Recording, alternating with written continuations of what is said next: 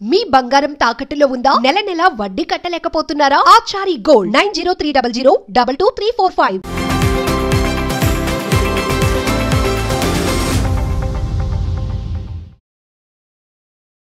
ఈ మార్గంలోకి రావాలని ఎలా అనిపించింది మీకు పూర్తిగా? రమణులే అలాగా నన్ను తీసుకెళ్లారు అనేది నా అభిప్రాయం. ఆ కళ్ళు నాకు సజీవంగా కనిపించినాయి. అరుణాచలం వెళ్ళలేకపోతే ఉండలేకపోయేదాన్ని. అక్కడి నుంచి ఎక్కడైనా రమణులు ఉన్నారు అనే స్థితి వచ్చేసింది.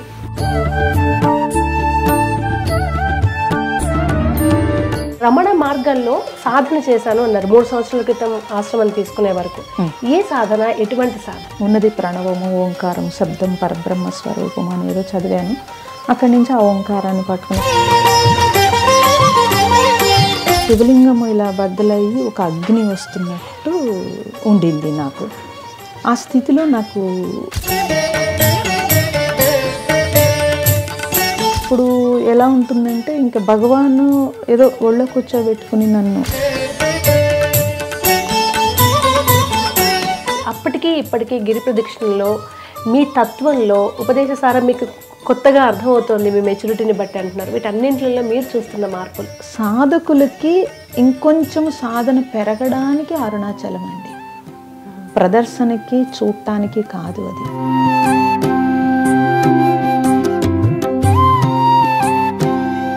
ఆ పర్వతం యొక్క స్పర్శ. ఎందుకు చెప్పులు వేసుకోకుండా తిరగమన్నారు? అష్టాంగదళ పద్మంలో ఉన్న చైతన్యాన్ని గుర్తించాలంటే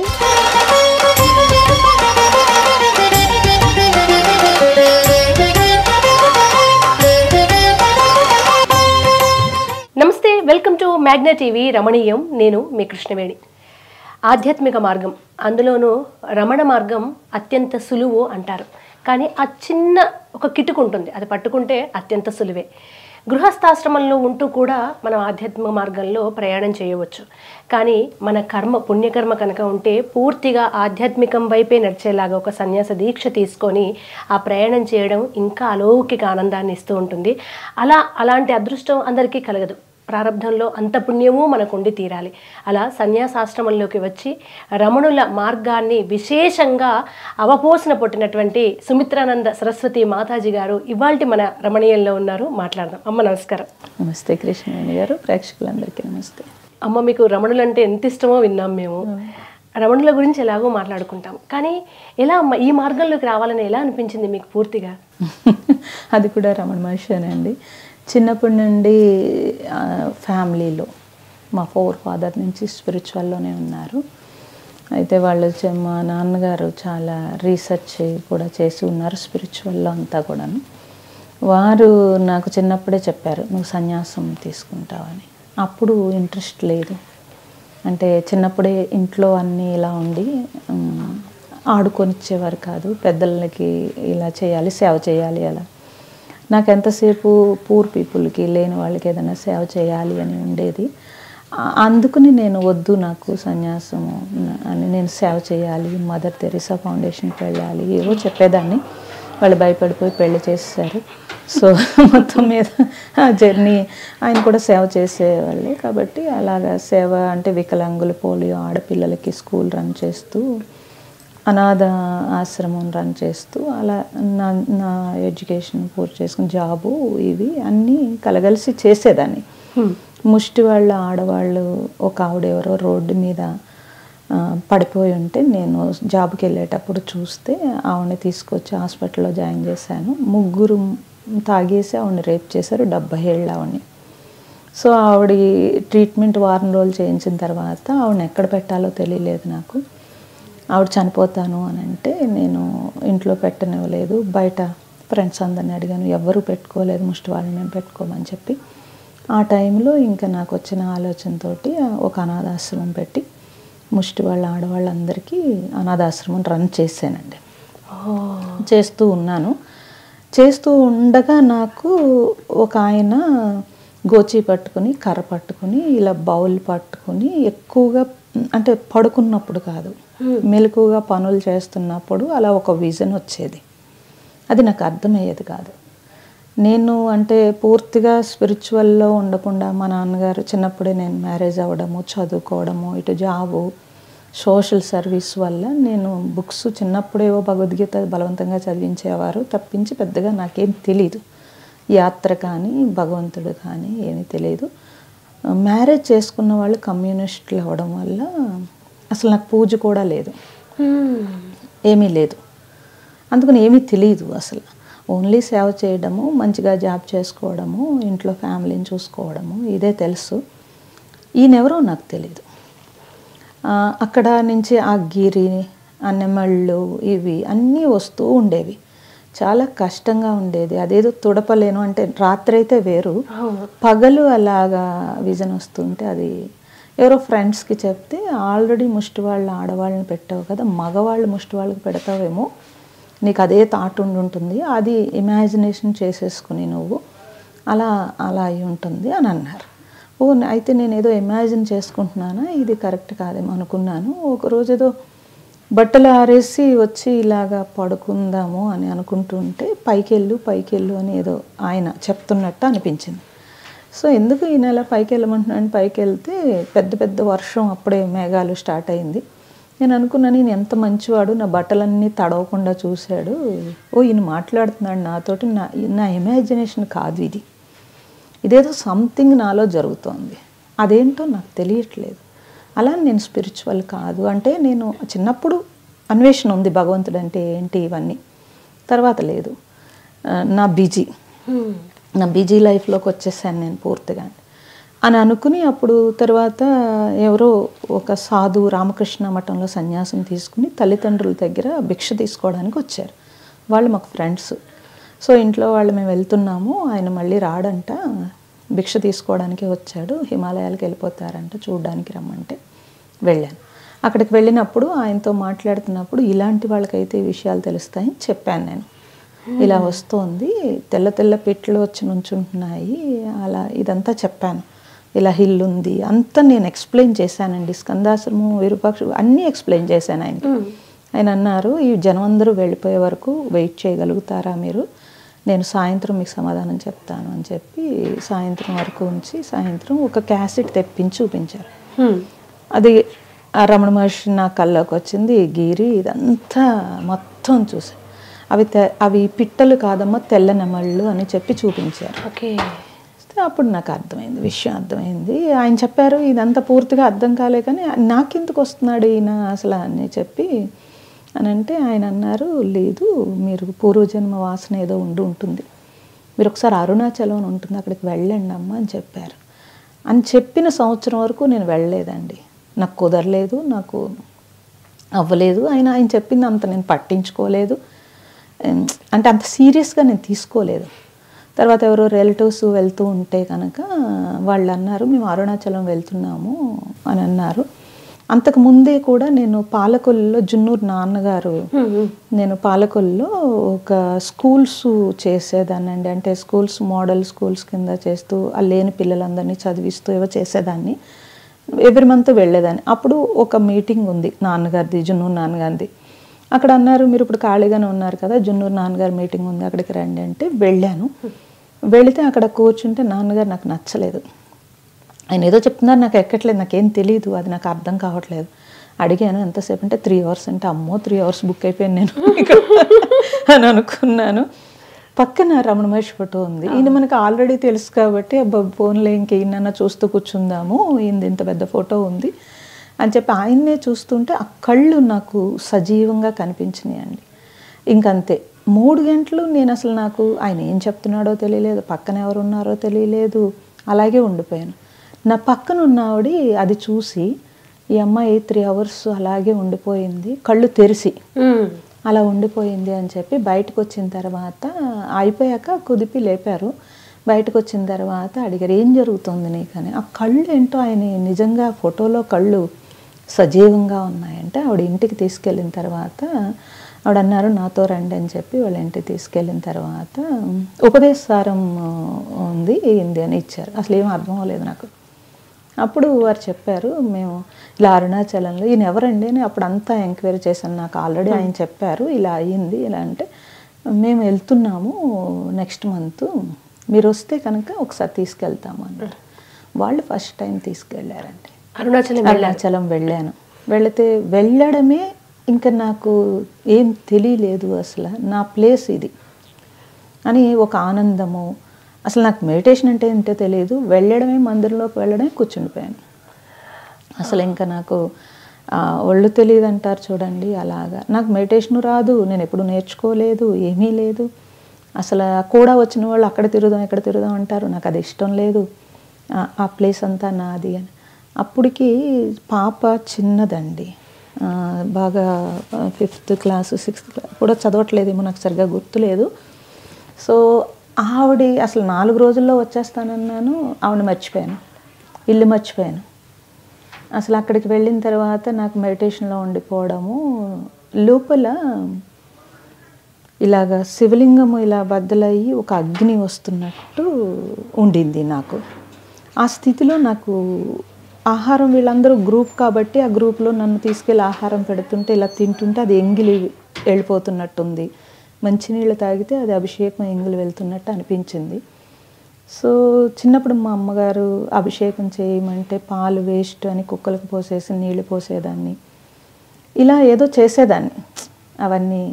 సో ఇదంతా కలిపి నాకు ఏదో అవుతుందేమో, నేను ఏదో పొరపాటు చేస్తుంటాను, ఇది లోపల ఎందుకు ఇలా అవుతుంది అనుకున్నానే తప్పించి నాకు అదేంటో తెలీదు.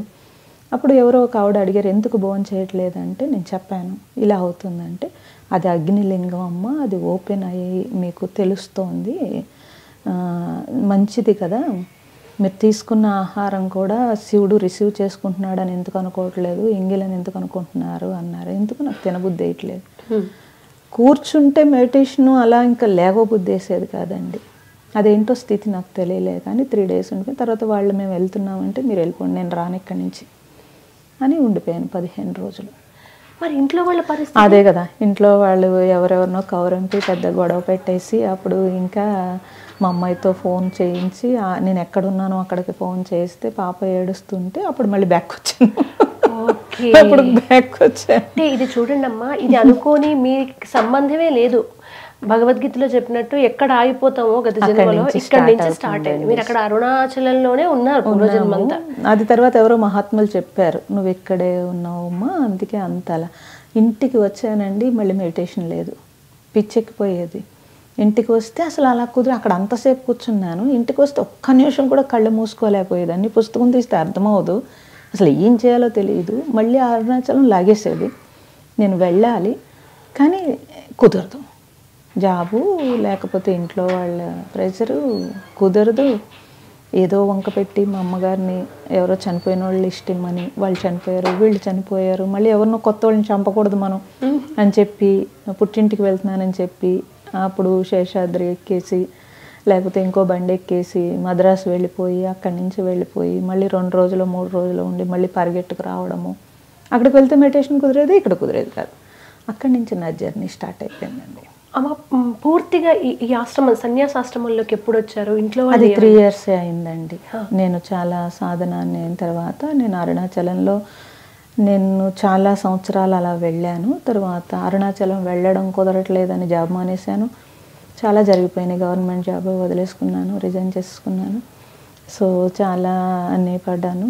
తర్వాత అన్వేషణ అంతా స్టార్ట్ అయింది. నాకు అవ్వలేదు, అంటే అన్ని చోట్లకి తిరిగాను, ఎక్కడ గురువులు దొరుకుతారో ఏదో సంథింగ్ నాకు కాకినాడలో ఏదైనా చెప్తే నేను ముందుకు వెళ్ళడానికి అన్ని సంస్థలు తిరిగాను. అన్ని సంస్థల డెవలప్మెంటే తప్పించి నా డెప్త్, అంటే నాకు వచ్చిన సాధన, నా డెప్త్ సాధన ఎవరు ఒప్పుకునేవారు కాదు. ఇలా అంటే అదంతా నీ ఊహ అనేవారు కాదు. నాకు ఇదంతా కంప్లీట్ జరుగుతుందంటే ఎవరు నమ్మలేదు. ఇదంతా చాలా జరిగిపోయిందండి, చాలా స్ట్రగుల్ ఫేస్ చేశాను. కాదమ్మా, రామకృష్ణ వారు అంటారు, నిజమైన వైరాగ్యాలు ఉన్న వాళ్ళకి ప్రపంచం దృష్టిలో పిచ్చి వాళ్ళ కింద అలాగే చూశారు. నిజమండి అది. రమణులు మాస్టర్స్ కొన్ని దశలు ఉంటాయమ్మా. మీరు సాధనలో గొప్ప స్థితిలో ఉన్నారు. ప్రారబ్ధ కర్మ భక్తిలో ఉన్న వాళ్లకు విగ్రహ రూపమే అవి, ఆ తర్వాత స్థాయి దాటి అతీతమైన నేను ఈ దేహాన్ని దాటిన స్థితి రమణులు. కానీ ఆ ఉన్నత స్థితిలో ఉన్న ఆత్మ ఏం చేస్తుంది, రమణుల్ని అంతటా చూస్తుంది. కానీ ఆ దారికి వెళ్ళే వరకు ఆ రమణులే దేహ రూపాన్ని మళ్ళీ ధరించి ఒక ఎనర్జీగా మనల్ని నడిపిస్తారు. అది చాలా మంది అంటే రమణులు అసలు దేహమే నేను కాదంటే, లేదు ఆ చేయి పట్టుకోవాల్సి వచ్చినప్పుడు ఆయన అదే దేహంతో వస్తారనేది చాలా మంది యాక్సెప్ట్ చేయరమ్మా. అసలు రమణుల్ని ఎందుకో ఇంకా పూర్తిగా అర్థం చేసుకోలేకపోతున్నారు. ఆయన ఈ విశ్వంలో ఉన్న ఆయన ఎనర్జీ నడిపిస్తుంది. అండ్ కొన్ని సమాధానాలు రమణులే ఇస్తారని నమ్ముతాను. ఇవాళ మీ మాటల్లో నా ప్రశ్నకు ఒక సమాధానం దొరికింది. ఒక సందిగ్ధతలో ఉన్నా నేను. మీరు అన్నారు చూడండి, ఈ మార్గంలో ఉంటే ఉద్యోగం చేయలేము, ఉద్యోగం చేస్తే ఈ మార్గంలోకి వెళ్ళలేము, ఒక యుద్ధం జరుగుతుంటుంది. అన్ని ప్రశ్నలకు సమాధానం వచ్చింది రమణులు మీ ద్వారా పంపించారు నాకు. తర్వాత మీరు రమణ మార్గంలో సాధన చేశాను అన్నారు 3 సంవత్సరాల క్రితం ఆశ్రమం తీసుకునే వరకు. ఏ సాధన, ఎటువంటి సాధన? అంటే రమణ మార్గంలో అంటే ఆ తత్వం అర్థం చేసుకోవడానికి నేను ఉపదేశసారం పట్టుకున్నానండి. ఉపదేశసారం ఫస్ట్ పట్టుకోలేదు, ఎవరో ఒక సత్సంగం చెప్తుంటే వారి దగ్గరికి వెళ్ళి అడిగాను, నేను ఏం చేయాలి, అసలు నాకు కష్టం అయిపోతుంది, కన్ఫ్యూజ్ అయిపోతుంది, ఇబ్బంది. అది ఆవిడ అన్నారు, మీరు రమణ మహర్షి ఇష్టం కాబట్టి నేను ఒకటి ఇస్తాను, అది నుంచి ఒక మంత్రం కింద చదువుకోండి అన్నారు. అది రమణుడు రాసిన కత్తురాజ్య దగ్గర నుంచి 30 లైన్లు అహమపేతకము వరకు ఉందండి.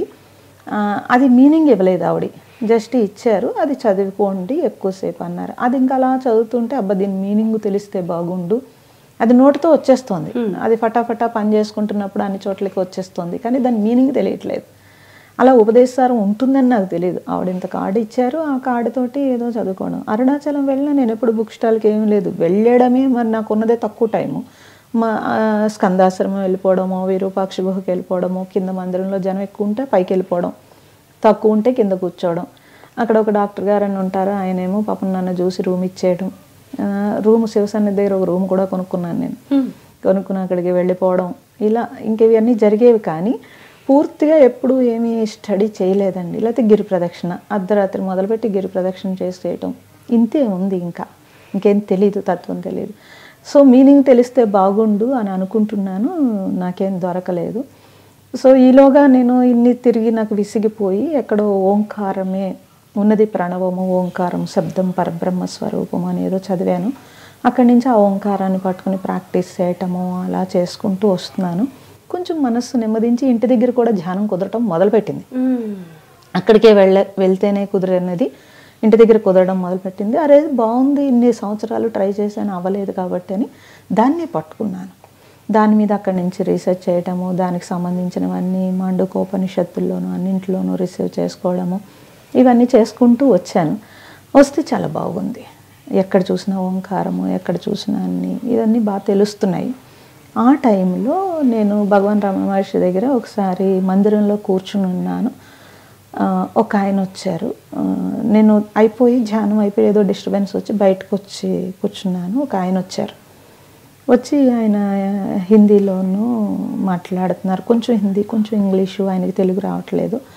సో అలా మాట్లాడుతున్నారు. నువ్వు ఎక్కడి నుంచి వచ్చావు ఏంటి అని అడిగారు. చెప్పాను, నేను కాకినాడ ఇలాగని చెప్పాను. చెప్తే నువ్వు చేసేది ఇలా కాదు, ఇంకా మంచి డెప్త్ సాధన ఉంది, అది నువ్వు నా దగ్గరికి వస్తే చెప్తాను అన్నారు. అప్పటికే గురువులంటే విసిగిపోయి ఉన్నాను నేను. అందుకు నాకు వద్దండి, నాకు ఏ సాధన వద్దు, నాకు ఓంకారం ఉంది చాలు. రమణులు ఉన్నాడు, వీళ్ళిద్దరూ నన్ను రమణ మహర్షి నడుపుతున్నాడు నన్ను, కాబట్టి నాకు ఇంకెవరు వద్దు, నాకు చాలు, నాకు బయట గురువులతో నాకు ఇష్టం లేదు, అసలు సంబంధం లేదు. భగవాన్ చెప్పాడు ఆత్మే గురువు అని చెప్పి, కాబట్టి నేను అటే వెళ్తానని. ఆయన అన్నారు, ఆత్మే గురువు అని ఎప్పుడు, నువ్వు జీవుడు చచ్చిపోయిన తర్వాత. కానీ జీవుడు ఉన్నాడు కదా, ఆ జీవుడిని ఆత్మ వైపు నడిపించే మార్గం ఒకటి ఉంది, నువ్వు అటు వెళ్ళాలి అని అడిగారు. నో, అసలు వద్దని చెప్పి ఆయన నుంచి చాలా సీరియస్గా కసిరేసి వచ్చేసాను. తప్పు, మనం ఇలాగ వాళ్ళని చాలా ర్యాష్గా చెప్పాము అని అనిపించింది. బట్ ఆయన వదలట్లేదు. మరి వచ్చేసాను నేను. వచ్చేసిన తర్వాత ఒక నెల రోజులకో, నెల 15 రోజులకో ఆయన వచ్చారు కాకినాడ. ఎవరినో తెలుగు వాళ్ళని తీసుకుని నా దగ్గరికి వచ్చారు.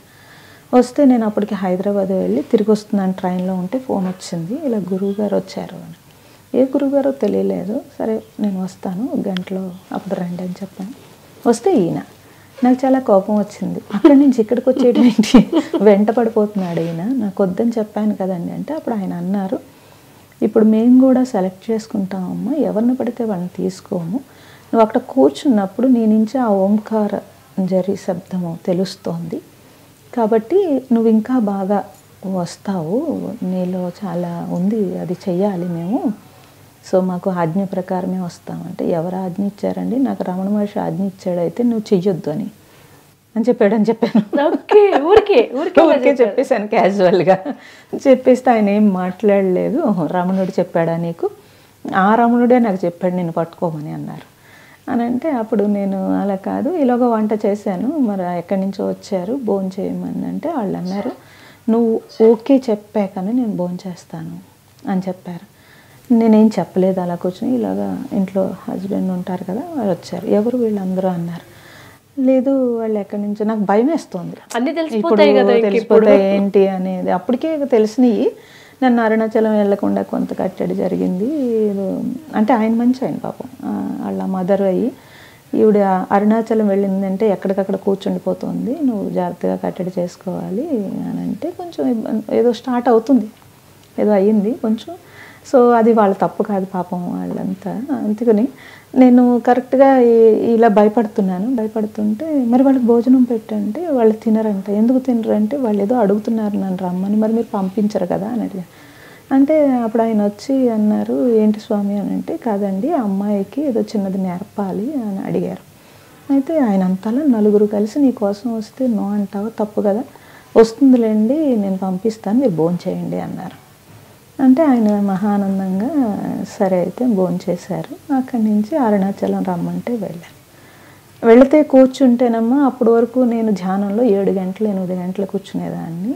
కొంచెం గర్వం కూడా ఉండేది, అందరితో చెప్పేదాన్ని. ఎవరితోనే చెప్తే కనుక వాళ్ళు ఏమనేవారు సమాధి స్థితి అనేవారు. అప్పుడు నాకు సమాధి స్థితి వచ్చేసింది కాబట్టి నేను ఇంకేం పట్టించుకోక్కర్లేదు అని అనిపించేది. సరిగ్గా వెళ్ళి వారి దగ్గర కూర్చున్నప్పుడు తెలిసింది ఒక్క క్షణం కూడా నేను ధ్యానం చేయలేకపోతున్నాను.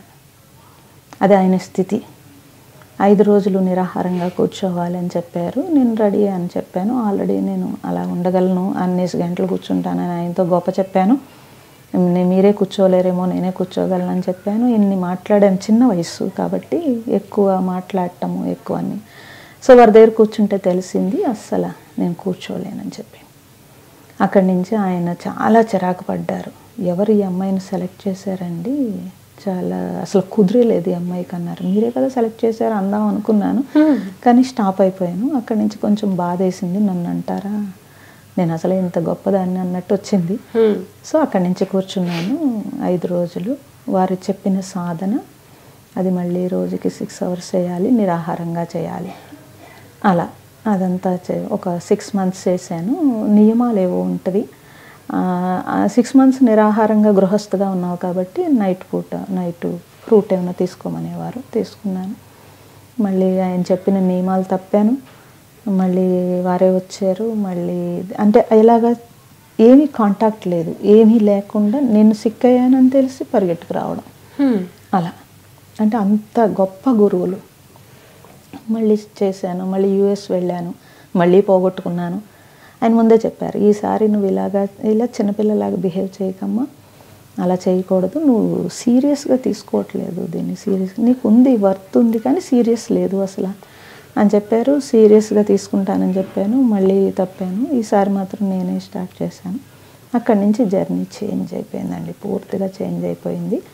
అరుణాచలం వెళ్ళకపోతే ఉండలేకపోయేదాన్ని. అక్కడి నుంచి ఎక్కడైనా రమణులు ఉన్నారు అనే స్థితి వచ్చేసింది. సో నేను వెళ్ళాల్సిన అవసరం లేదు, ఎక్కడైనా రమణుడు ఉన్నాడు. అక్కడి నుంచి తత్విదానందుల వారు అని చెప్పి వారు అప్పుడప్పుడు భగవద్గీత రామకృష్ణ మఠంలో చెప్పేవారు. నేను కాలేజీ డేస్ నుంచి ఎప్పుడైనా ఆయన దగ్గరికి వెళ్ళేదాన్ని. వారేమో బలవంతంగా సత్సంగాలు మొదలు పెట్టించారు. ఉపదేశసారం నాకు మిగతావి ఇంట్రెస్ట్ లేదు స్వామి, నేనేం చేయలేను, భగవాన్ తత్వం తప్పించి నాకు ఇంకేం రాదు, అసలు నన్ను సత్సంగం చెప్పమంటే నాకేమి రాదు, వాళ్ళు ఏదైనా క్వశ్చన్ ఇస్తే భగవాన్ లింక్ పెడితే అందరికీ నచ్చదు అసలు అంటే పోనీ అదే చెప్పమ్మా అన్నారు. అక్కడి నుంచి ఉపదేశసారం స్టార్ట్ చేశాను. అలా అన్ని ఇయర్స్ ఉపదేశసారం చెప్తున్నప్పుడు నేను ఫస్ట్ చెప్పిన దానికి సెకండ్ చెప్పిన దానికి ఇప్పుడు ఒక 10 సార్లు చెప్పుంటాను ఉపదేశసారం. పరిణతి తెలుస్తోంది నాకు. అప్పుడు వాళ్ళకి చెప్తున్నాను అనుకుంటున్నాను, భగవాన్ నాకే ప్రతిసారి నేర్పుతున్నాడు అనేది నాకు అర్థమైంది. అందుకని ఇప్పుడు ఎలా ఉంటుందంటే ఇంకా భగవాను ఏదో ఒళ్ళో కూర్చోబెట్టుకుని నన్ను చూస్తున్నారు అన్నదే తప్పించి ఇంకా రెండవది అసలు లేదండి. కానీ నేనేమంటానంటే భగవాన్ని ఒట్టి గిరి ప్రదక్షిణ చేసి మందిరంలో అలా కంటే కూడా ఆయన తత్వం ఏ చిన్నది తీసుకున్నా అది చాలా ముందుకు తీసుకువెళుతుంది. కానీ నాకు ఇప్పుడు మొన్నే వెళ్ళవచ్చాను, అంటే వెళ్ళాలి అరుణాచలం, చాలా ఇయర్స్ అయిపోయింది వెళ్ళాలని వెళ్ళాను. చూస్తే అసలు పీపుల్ వస్తున్నారు, ఇలా తిరుగుతున్నారు. పోనీ వాళ్ళకి ఏం తెలిసిందో దాని ప్రకారమైన భగవాన్ దగ్గరికి వస్తున్నారు. నేను ప్రజలకు ఏం చెప్తానంటే అట్లీస్ట్ ఆయనది సహజ స్థితిలో నిన్ను నువ్వు తెలుసుకో అన్న చిన్న పుస్తకమైన సహజ స్థితిలో ఉండు అన్నదన్న ఉన్నది నలుబది అన్న పుస్తకం ఏదైనా ఏది తీసుకుని మీరు రోజు ఒక పేజీ చదివి స్టడీ చేస్తే భగవాన్ను ఎక్కువగా అర్థమవుతారనేది నా ఒపీనియన్. నిజం మాతాజీ, ఎందుకంటే భగవాన్ అక్కడికి వెళ్తున్నారు, గిరి ప్రదక్షిణ చేస్తారు. సరే, ఈ లౌకిక ప్రపంచంలో మనిషి ముందు ఆ సంసార సాగరం ఈదాలి గనక వెళ్తున్నారు కోరికలు. కానీ పదే పదే ఒకటి నెరవేరుతూ ఒకటి చీమల పుట్టలో లాగా అక్కడికే వెళ్లకుండా అసలు ఎందుకు వస్తున్నాం మేము అని ఏదో ఒక క్షణమైనా దానికి కూడా మాతాజీ పూర్వజన్మ ప్రారంభం, రమణుల కృప ఉండాలి. ఇవి రెండు ఉండాల్సిందే. నాతో పాటు నన్ను తీసుకెళ్ళిన వాళ్ళు ఇప్పటికీ చెప్తారు, మరి మేము తీసుకెళ్ళాం కానీ ఇప్పుడు మేము ఎప్పటి నుంచో వెళ్తున్నాము, కానీ మీరు అది పట్టుకున్నారు రమణుని అని అంటే, నేను రమణుని పట్టుకోలేదు, ఆయనే నన్ను రమణులే పట్టుకుంటారు. ఆ విజయం చాలా మందికి అర్థం కాదు. మీరు రమణుల్ని పట్టుకుంటామంటే ఆయన దొరకరు. అవును, ఆయన పట్టుకోవాలంటేనే ఆయన వస్తారు. అంటే గిరి ప్రదక్షిణ మీరు చేసి ఉంటారు కదా చాలా సార్లు. ఎటువంటి అనుభూతులు కలిగేది? మీరేమో కంప్లీట్ కమ్యూనిస్ట్ పార్టీ అంటే నాస్తికత్వానికి ఎక్కువ ప్రియారిటీ ఇచ్చే కుటుంబం నుంచి, అర్థం కాని విషయం ఏంటంటే ఆధ్యాత్మికత ఒక స్థాయికి వెళ్ళాక అది నాస్తికత్వం లాగే కనిపిస్తుంటుంది దేహస్థితి వదిలిన తర్వాత. ఆ గొప్ప సూక్ష్మం రమణతత్వంలో మనకు అర్థమవుతుంది. అప్పటికీ ఇప్పటికీ గిరి ప్రదక్షిణలో మీ తత్వంలో ఉపదేశసారం మీకు కొత్తగా అర్థమవుతుంది, మీ మెచ్యూరిటీని బట్టి అంటున్నారు. వీటన్నింటిలో మీరు చూస్తున్న మార్పులు? గిరి ప్రదక్షిణ అంటే అండి, నేను స్టార్టింగ్లో చేసినప్పుడు కూడా నేను చాలా ఆకతాయిగానే చేశాను. గిరి ప్రదక్షిణ అంటే తిరగడమే అనుకున్నాము, అప్పుడు తెలియదండి. తర్వాత జనంతో నన్ను పట్టుకోలేకపోయేవారు. పౌర్ణమికి ఒక్కసారి పౌర్ణమికి వెళ్ళాను, అసలు ఆ హుషారు వచ్చేసింది. అంత షాపులు, అవన్నీ బొమ్మలు, వయసు కూడా అలాంటిది, చిన్న వయసు వల్ల ఏదో ఒక అట్రాక్షన్. అంటే ఒక పక్క రమణుడు ఇష్టమైనా కూడా మనం పరిసరాల ప్రభావంలో అట్రాక్ట్ అయిపోతాము, అలా చేశాను. తర్వాత సింగిల్గా వెళ్ళడం మొదలుపెట్టాను. ఇంట్లో ఇబ్బందుల వల్ల ఏవో కొన్నాళ్ళు ఏం చేశానంటే, అస్తమానం ఎవరో ఒకరిని చంపేస్తే ఒప్పుకోరు కదండి. అందుకని బెంగళూరులో ఒక అనాథాశ్రమం తీసుకుని అక్కడికి వెళ్ళి అక్కడి నుంచి అరుణాచలం వెళ్ళిపోవడం దొంగచాటుగా, ఇవన్నీ చేశాను. ఆ టైంలో నేను సింగిల్గా ఉండేదాన్ని, ఒక్కదాన్నే నేను గిరి ప్రదక్షిణ చేసినప్పుడే నాకు తెలిసిందండి. ఓకే, ఆ రోజు కలిగిన అనుభూతి ఏంటి మాతాజీ? ఒక్కరోజు అని కాదండి, నేను రోజు చేసేదాన్ని. ఎన్ని రోజులు ఉన్నానో అన్ని రోజులు గిరి ప్రదక్షిణ చేసేదాన్ని. ఇప్పుడు వరకు అసలు చేయకుండా అలా లేను. ఇప్పుడే మొన్న వెళ్ళినప్పుడే ఫస్ట్ టైం గిరి ప్రదక్షిణ చేయలేదు నేను. సో వెళ్తున్నప్పుడు నాకు ఎప్పుడు నేను రాత్రి స్టార్ట్ చేయడం అండి. అంతకుముందు ఎవరితో వెళ్ళినా భయం వేసేది. అప్పుడు ఇలా అంటే 2001, 2002 ఆ టైంలో అయితే ఫారెస్ట్గానే ఉండేదండి. అసలు ఇంత జనమే లేరు, అసలు ఎవరు అర్ధరాత్రి చేసేవారు కాదు, చాలా తక్కువ.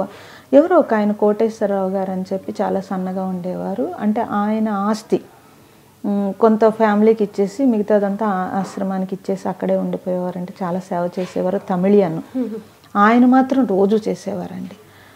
82,000 సార్లు ఎన్నిసార్లు తిరిగారన్నారు ఆయన చనిపోయినప్పుడు. ఆయన చనిపోయిన కాలంలో చెప్పింది నాకు, తెలిసింది నాకు. అది తెలుసుకున్నాను నేను. అది అక్కడున్న డాక్టర్ గారు అవి నాకు లోపల రూమ్ ఇచ్చేసేవారు. సో అక్కడ చూశాను వారిని, రోజు వెళ్ళేవారు. అందుకని అమ్మయ్య ఈయన ఉన్నాడు నాకు ధైర్యం అని చెప్పి నేను ఆయన వెనకాలే పోయేదాన్ని. ఆయన అసలు ఏం మాట్లాడేవారు కాదండి, పట్టించుకునేవారు కాదు. చాలా బాగా చేసేవారు. గిరి ప్రదక్షిణ అంటే పటాపటా నడవడం కాదు, అడుగు వేసుకుంటూ నడిచేవారు. అంటే అయినా సరే ఆయనకి రాత్రి 1 గంటకి బయలుదేరితే ఆయన మార్నింగ్ 6:30కి మనకి తీర్థం ఇచ్చే దగ్గరికి వచ్చేసేవారు. అలా వచ్చేవారండి. చూస్తే అడుగేసుకున్నట్టు ఉండేది, కానీ ఆ టైంకి కరెక్ట్గా వచ్చేసేవారు ఆయన. అంత సిస్టమ్గా వెళ్ళేవారండి. నేను ఆయన్ని ఫాలో అయ్యాను. ఆయన ఎలా నడుస్తున్నారు, ఆయన వెనక నుంచి ఆయన అలా అబ్జర్వ్ చేసేదాన్ని. ఆయన ఒక మంచి స్థితిలో వెళ్తున్నాడని నాకు అర్థమైందండి. అలా అని మనం కళ్ళ మూసుకుని రమణ మహర్షి అని తలుచుకుంటూ వెళ్తుంటే ఏమన్నా అవుతుందేమో అని భయం. సో అలానే చుట్టూ చూడడానికి చీకటి. సో ఒక ధైర్యం ఏంటంటే ఈయనున్నాడు అనే ధైర్యం. అంటే ఉపాధి, స్త్రీ ఉపాధి అవడం వల్ల ఒక ఇబ్బంది. మనం దేహభావం మర్చినా ఎదుటి వాళ్ళు దేహభావం కదా. అప్పుడు ఇలా జనం లేరండి, అంతలా లేరు. ఎవరైనా వచ్చినా కూడా వాళ్ళు వెళ్ళిపోయేవారు ఫాస్ట్గాను. ఈయనతోటే నేను మ్యాక్సిమం ఇంకా ఆయనతోటే, ఒకవేళ నేను లోపల లేకుండా బయట శివ సన్నిధిలో ఉంటే కనుక ముందే 12:30కి వచ్చి అక్కడ గేట్ దగ్గర నుంచుని ఉండేదాన్ని. ఆయన స్టార్ట్ అయ్యాక నేను స్టార్ట్ అయ్యేదాన్ని. ఆయన ఎక్కడ దండం పెట్టడం కానీ ఎక్కడ పడిపోవడం ఏం ఉండేది కాదండి. కానీ ఒక 5-6 గంటలు నడిచారంటే అన్ని గంటలు చాలా ఏకాగ్రతగా నడిచేవాడు ఆయన. ఎప్పుడైనా మాట్లాడారా? అస్సలు మాట్లాడలేదండి. తర్వాత బయటకు నాకు తమిళ్ రాదు, ఆయనకు తెలుగు రాదు అసలు. నేను కలిసి పగలు మాత్రం అక్కడ నారాయణ సేవ దగ్గర కంపల్సరీ ఉండేవారు. ఆయన దండం పెట్టుకునేదాన్ని అంతే, ఆయన కూడా దండం పెట్టేవారు అంతే తెలుసు. తర్వాత ఆయనకు అర్థమైంది నేను ఫాలో అవుతున్నానని చెప్పి అంతే నవ్వేవారు. వెనక్కి తిరిగి ఎప్పుడైనా ఇలా నవ్వేవారు అంతే తప్పించి ఎక్కువ రోజులు నేను రోజు కాదు కదండి, నేను వెళ్ళినప్పుడే ఆయనతో ఫాలో అయ్యేదాన్ని.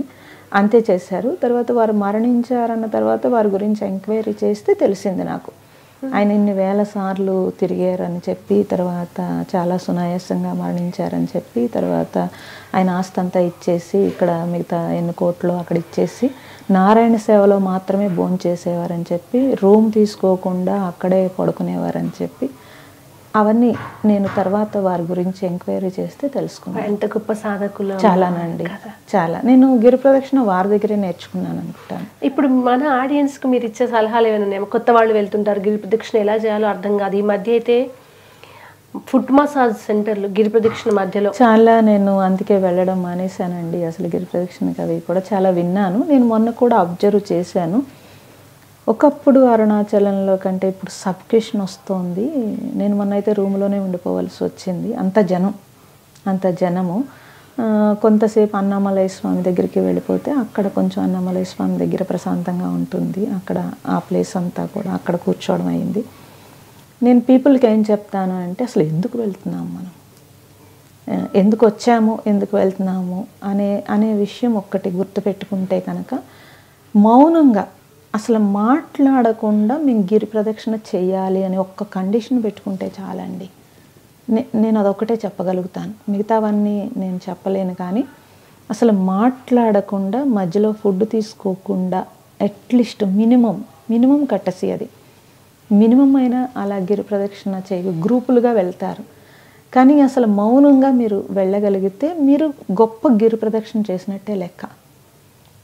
అది నేను చెప్పగలుగుతాను ఇప్పుడు నేను చూసిన దాన్ని బట్టి. నేను ఇప్పుడు కొంచెం ఆరోగ్యంగా ఉన్న వాళ్ళకేమో సాక్సులు లేకుండా మౌనంగా ఇలా తిరగమంటాం. షుగరో, హెల్త్ ప్రాబ్లమ్సో, ఏజ్ వాళ్ళు వచ్చిన ప్రాబ్లమ్స్, లేదా యంగ్ ఏజ్లోనే ఏమైనా హెల్త్ ప్రాబ్లమ్స్ ఉంటే వాళ్ళు అన్నిటికీ అతీతం భక్తి మాత్రమే చూస్తారు భగవాన్. వాళ్ళు సాక్సులే వేసుకుని ఇవ్వండి, వాళ్ళు కంఫర్ట్గా ఎక్కడైనా కూర్చుంటే చిత్తం భక్తి ప్రధానం. కానీ అన్ని రకాలుగా చేయగలిగే వయసు ఉండి కూడా వాళ్ళు వేసుకుంటే తప్పులేదు కదా, మేము వేసుకొని తిరుగుతాం, మధ్యలో ఫుట్ మసాజ్ చేసుకుంటాం అనేది, అన్ని స్టాల్స్ రావడాలు, మధ్యలో చిల్ అవ్వడం అనేది, అసలు గిరి ప్రదక్షిణలో మధ్యలో ఆగి చిల్లెందుకు అవుతున్నారు అనేది నాకు అర్థం కావట్లేదు. అసలు మనసును ఆ 6 గంటలైనా అసలు అది ఎందుకు వచ్చింది, అరుణాచలమే ఎందుకు రావాలి, ఎన్నో కొండలు ఉంటాయి, దీని చుట్టూ ఎందుకు తిరుగుతున్నాం అనేది చాలామంది ఆలోచిస్తున్నారు, చాలామంది ఆలోచించట్లేదమ్మా. అగ్నిపర్వతము అని అంటే అండి, అగ్నిపర్వతము ప్రపంచంలో 2 చోట్ల ఉన్నామండి. ఒకటి నార్త్ పోల్, రెండోది సౌత్ పోల్. నార్త్ పోల్లో ఇది, సౌత్ పోల్లో మనకండి ఇది అగ్నిపర్వతము. రెండవది ఏంటంటే యుఎస్లో మీకు మౌంట్ శాస్తా అంటారు, అది అగ్నిపర్వతం. అది రమణులే అప్పుడు ధ్యానంలో కూర్చొని చెప్పారు, అది అప్పుడు ఏ టెక్నాలజీ లేనప్పుడే చెప్పారండి. అది నేను మొన్న వెళ్ళాను. సో మౌంట్ శాస్తా అంటే అది అగ్నిపర్వతం, మంచుతో కప్పబడి ఉంటుంది. కానీ మీరు అడుగు పెట్టినా మీకు కాలు చల్లగా ఉండదు, అలాంటి స్థితి అక్కడ. సో అక్కడ మంచి సాధన అంటే నేను అగస్త్య మహాముని తపస్సు చేశారని చెప్పి మా నాన్నగారు రీసెర్చ్ చేస్తే దానికోసం అని చెప్పి నేను మళ్ళీ దాన్ని రీసెర్చ్ చేయడానికి ఇప్పుడు తిరుగుతున్నాను. సో అలా వెళ్ళాను నేను. అప్పుడు అనిపించింది నాకు, అక్కడ కూర్చున్నంతసేపు నాకు గిరి లాగే అనిపించింది, అంటే సేమ్ 2 ఒక్కటే అని అనిపించిందండి. గిరి ప్రదక్షిణ చేసేటప్పుడు మీరు నిజంగా ఇవన్నీ పెట్టుకోకుండా ఒక భక్తితో మీరు చెయ్యగలిగితే కనుక తప్పనిసరిగా వాళ్ళకు ఒక ఎక్స్పీరియన్స్ వస్తుందండి. సింగిల్గా చేస్తే ఇంకా బాగా వస్తుంది, కంపల్సరీ వస్తుంది. అంటే అది రిసీవ్ చేసుకునేంత స్థితిలో మీరు ఉండాలి కదా. అసలు నువ్వు పక్క వాళ్ళని కాన్సన్ట్రేషన్ పక్కకి ఎటో వెళ్ళిపోతే రిసీవ్ చేసుకోలేరు. పుణ్యం అని చెప్పి అక్కడ ఫుడ్ పెట్టడం అనేది ఇవంతా ఒక అలవాటు కింద మారిపోయింది. సో దానివల్ల గిరి ప్రదక్షిణ ఏమైపోయిందంటే ఒక ఎగతాళి కిందే, ఏదో తిరిగేమో పుణ్యమా వచ్చేమా లేదా అనే పరిస్థితికి వచ్చేసారు. నేనేం చెప్తానంటే మీరు గిరి ప్రదక్షిణ చేయాలంటే ఒక్కసారి చేయండి, పోనీ లైఫ్లో ఇన్నిసార్లు చేయాల్సిన అవసరం లేదు, పోనీ ఒక్కసారే చేయండి. కానీ మీరు మీరు అంటున్నారు షుగర్ ఉన్నా లేకపోతే హెల్త్, ఏం అవ్వదండి, అసలు ఏం అవ్వదు. వాళ్ళు అలా భయపడాల్సిన అవసరమే లేదు. మహా అయితే కొంచెం తర్వాత మీరు ఇంటికి వచ్చిన తర్వాత, రూమ్కి వచ్చిన తర్వాత పడుకున్నాక కాళ్ళు బరువెక్కుతాయేమో, కానీ అంతకంటే ఎవ్వరికి ఇప్పటి వరకు జరిగినట్టు చరిత్రలో జరగలేదు. అంటే ఇన్ని కోట్ల మంది చేస్తే జరగంది మీకెందుకు జరుగుతుంది? ఇది మనం గుర్తించాలి. చరిత్ర చూసి గుర్తించవచ్చు కదండి అట్లీస్ట్. సో అందుకని మీరు అంటే అక్కడ సాక్షి వేసుకున్నారా వేసుకోలేదా కాదు, ఆ పర్వతం యొక్క స్పర్శ మీరు తీసుకుంటున్నారా తీసుకోవట్లేదా, ఎందుకు చెప్పులు వేసుకోకుండా తిరగమన్నారు, ఇది కూడా మనకు తెలియాలి కదండి. ఎంతోమంది ఆ భూమి మీద తపస్సు చేశారండి, అది తపోభూమి. తర్వాత ఆ పర్వతం విశిష్టత అది ఏంటంటే దాని నుంచి వచ్చే రేసెస్ వల్ల మీరు అంటే మనలో ఉండే ఎనర్జీస్కి కనెక్ట్ అయ్యి ఇంకొంచెం ఉద్దీపన చెందుతుందండి. ఇప్పుడు నేను ఇలా మీడియాగా చెప్తే వెళ్ళి అదేదో మిరాకిల్ అనుకుంటారు. సో అలాగే అయిపోయింది అరుణాచలం. సాధకులకి ఇంకొంచెం సాధన పెరగడానికి అరుణాచలం అండి, ప్రదర్శనకి చూడటానికి కాదు అది. ఇది ఫస్ట్ గుర్తుపెట్టుకుంటే ఎంతోమంది మహాత్ములు వాళ్ళ సాధన ఇంక్రీజ్ అవ్వడానికి అరుణాచలం వెళ్ళి, అంటే రమణుడు తర్వాత వచ్చారు కానీ ఆ పర్వతం యొక్క విశిష్టత అది. రమణుడు కూడా అందుకే వచ్చారు, వాళ్ళ సాధన ఇంకొంచెం ఇంక్రీజ్ అవ్వడానికి వచ్చారు. ఇప్పుడు అన్ని సంవత్సరాలు నేను బయట ఉండి స్పిరిచువల్ చిన్నప్పుడు అంతలా ఉన్నా తెలియని విషయము అక్కడ అడుగు పెడితే మన పూర్వజన్మ వాసన లెగిసింది అని అంటే ఎవరికైనా సరే వాళ్ళ పూర్వజన్మ స్థితిని ఉన్న స్థితి నుంచి ఉన్నత స్థితికి తీసుకెళ్లే జ్ఞానం అనేది అక్కడ వస్తుంది అని అంటే ఆ తరంగము. ఆ తరంగాన్ని మీరు పట్టుకోవాలంటే మీరు ఎలా ఉండాలి అని అంటే, ఇప్పుడు ఒక దసరాకి ఒక దీక్ష చేసి అమ్మవారిని ప్రసన్నం చేసుకుంటారు, లేకపోతే అయ్యప్ప మాల వేసుకుని ఒక దీక్ష చేస్తారు. అలా అరుణాచలం వెళ్ళాలన్నా ఒక దీక్షగా ఉండాలంటాను నేను. లేకుండా ఒక యాంత్రికంగా టూరిజం లాగా అక్కడి నుంచి 4 వెళ్ళి ఈ కంటితో చూసి అబ్బా అని అంటే అది టెంపరీగా ఉంటుంది. అంటే ఒక ఐస్ క్రీమ్ తింటున్నంతసేపు బాగుంటుంది, అది అయిపోగానే అయిపోయింది. అలా అయిపోకూడదు. ఎవరైనా సరే మీరు సాధనలో ముందుకు వెళ్ళాలన్నా, ఇంకొంచెం ఎంకరేజ్ అవ్వాలన్నా, నేను అరుణాచలం వెళ్ళాలి అని అంటే ఇప్పటి నుంచి కొంచెం ప్రిపేర్ అవుతాను అని వాళ్ళ ఆహార విహారాదులు కొంచెం ప్రిపేర్ అయ్యి కరెక్ట్గా వెళ్ళగలిగితే కంపల్సరీ వాళ్ళకి ఒక కొత్త ఎక్స్పీరియన్స్ తోటి, ఒక మలుపుతోటే బయటకు వస్తారండి. చక్కటి సలహా ఇచ్చారమ్మా. ఇది చాలా మందికి అర్థం కాని విషయం. మనం క్లెన్జింగ్, శరీరానికి అంటే స్నానం చేస్తే మురికి వెళ్తుంది, లోపల ఉన్న రజోతమో గుణాలకు సరే ఉన్నపలంగా సాత్వికం కాకుండా ఒక వారం ముందు నుంచి సాత్విక ఆహారము, మాంసాహారాన్ని వదిలిపెట్టడం, కొంచెమైనా ధ్యానం ప్రాక్టీస్ చేసి అక్కడికి వెళ్తే ఆ అద్దాలకు మరకున్నంత వరకు అరుణాచలం కనిపించదు కదా, అది తుడుచుకుంటే కాస్త కనిపించే అవకాశం. గారిపొడికి ఉచితంగా పెడుతున్నారని చెప్పి అవన్నీ తీసుకుని తింటూ మంచి నీళ్లు తాగుతూ కబుర్లు చెప్పుకుంటూ మేము ఇంటికి వచ్చి మేము ఏదో గిరి ప్రదక్షిణ చేసాము అనిపించుకునే కంటే దాని పవిత్రతని మనం రిసీవ్ చేసుకోవాలి అని చెప్పి మనకున్న గొప్ప సంపద అండి ఇవంతా. ఈ పర్వతాలు గొప్ప సంపద మనకి. సో ప్రపంచ దేశాల నుంచి అంతమంది వస్తూ ఉంటే మనకున్న సంపదని మీరు ఇంకొక చిన్న ఇన్సిడెంట్ చెప్తాను. ఒకసారి అరుణాచలంలో కూర్చుని నేను ధ్యానం చేసుకుంటున్నానండి. డిసెంబర్ నెల అది. అంటే ఫారినర్స్ అందరూ ఎక్కువ మంది వస్తారు. 3 పిల్లలు ఆవిడకి, 2 పిల్లలు బయట కూర్చుని ఆడుకుంటున్నారు. ఇంకొక బేబీ అక్కడ వాళ్ళ అమ్మ మెడిటేషన్ చేసుకుంటుంటే ఆవిడ అలా చూస్తూ కూర్చుంది. కూర్చుంటే నాకు డిస్టర్బెన్స్ వచ్చింది బాగా. నేను వచ్చి ఆ నుయ్యి దగ్గర కూర్చున్నానండి. ఆవిడ కూడా డిస్టర్బెన్స్ వచ్చి పక్కన కూర్చుని ఆవిడ ఇంగ్లీష్లో తిడుతోంది. అసలు ఇంత గొప్ప స్థితి ఉన్న ప్లేసు మేము ఎంత కష్టపడి 3 పిల్లల్ని తీసుకుని నేను ఎంత తిప్పలు పడి ఇక్కడికి వస్తే మీ అదృష్టము ఇక్కడిక్కడే ఉండి ఇలా వచ్చేది. ఈ గెంజి చీరలు పెట్టుకుని మీరు రెపరెపలాడుతూ మిగతా వాళ్ళని డిస్టర్బ్ చేసి ఎంత పాపం మూటగట్టుకుంటున్నారు అందండి. చాలా బాధ అనిపించిందండి. ఫారినర్స్ ఆధ్యాత్మిక సాధనలో వచ్చిన వాళ్ళు అన్ని వదిలేసుకొని సేవ చేస్తే మన వాళ్ళు అక్కడ కూడా ఈ లౌకికాన్ని విడిచిపెట్టకుండా తర్వాత నన్ను లెక్క అడుగుతారు, ఎన్నిసార్లు వెళ్ళారు మీరు గిరిప్రదక్షిణకి? ఎవరు అంత కాన్షియస్ గా లెక్క ఎందుకు ఎందుకు నన్ను అడుగుతారండి? తెలీదు నాకు. ఎవరికి లెక్క చెప్పాలమ్మా? భగవానికి లెక్క చెప్పాలా? అడిగే వాళ్ళకు లెక్క చెప్పాలా? మన కాళ్ళకి మన శరీరానికి లెక్క. ఆ స్థితిని కోల్పోయి చేయగలిగేదే కదా, లెక్కే మర్చిపోయే స్థితి రావాలని కదా మనం వెళ్ళేది. వాళ్ళు తిడితే అయినా బుద్ధి వస్తుందమ్మా, రాదు. వాళ్ళ అహం నిద్రలేస్తుంది. అవును, ఒప్పుకోరు. నాకు చాలా సిగ్గేసిందండి, చాలా బాధ అనిపించింది. నిజం కదా, మనకున్న అదృష్టాన్ని మనమే కాలుతో తనుకుంటున్నాం. మన నెక్స్ట్ జనరేషన్కి అందించాల్సిన సంపదలు ఇవన్నీ కూడా. ఆ పర్వత శ్రేణులు కానీ మహాత్ములు అక్కడ తపస్సు చేశారు అని అంటే వాళ్ళేం పట్టుకెళ్ళరండి. వాళ్ళు మొత్తం సాధన అక్కడ ఇచ్చేసి వెళ్ళిపోతారు. దాన్ని మనము సరిగ్గా వాడుకోవట్లేదే అని బాధ అనిపించింది. మనము వాడుకుని మన నెక్స్ట్ జనరేషన్కి అది అందించాల్సిన పరిస్థితిలో మనం లేమే అని బాధ అనిపించింది. మీ మీడియా ద్వారా నేను పీపుల్కి తెలియజేసేది ఏంటంటే, మీరు నా మనసు నిలబట్టలేదు లేకపోతే మేము ఏదో చేయలేకపోతున్నామని కంటే అక్కడికి వెళ్ళి గిరిప్రదక్షిణ చేసేటప్పుడు కానీ అక్కడ ధ్యానం చేసేటప్పుడు కానీ ఒక కాన్షియస్లో కరెక్ట్గా చేయగలిగితే కనుక దాన్ని ఆ వైబ్రేషన్స్ ఇంటికి తెచ్చుకుని కొన్ని రోజులు మేము అలాగే చేసేవాళ్ళమండి.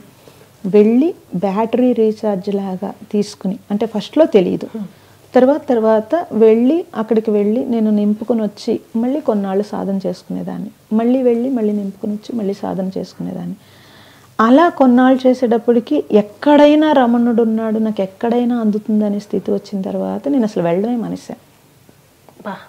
మానేసి ఇంకా ఆ ఉపదేశసారము అసలు అంటే నేను ఉట్టప్పుడు అసలు చదవనండి, ఇలా పుస్తకం చదివేది ఉండదు. అక్కడ క్లాస్ చెప్పేటప్పుడు ఓపెన్ చేస్తే భగవాన్ రోజుకు ఇంకా ఇంకా ఇంకా ఇంకా డెప్త్ అర్థమవుతాడు.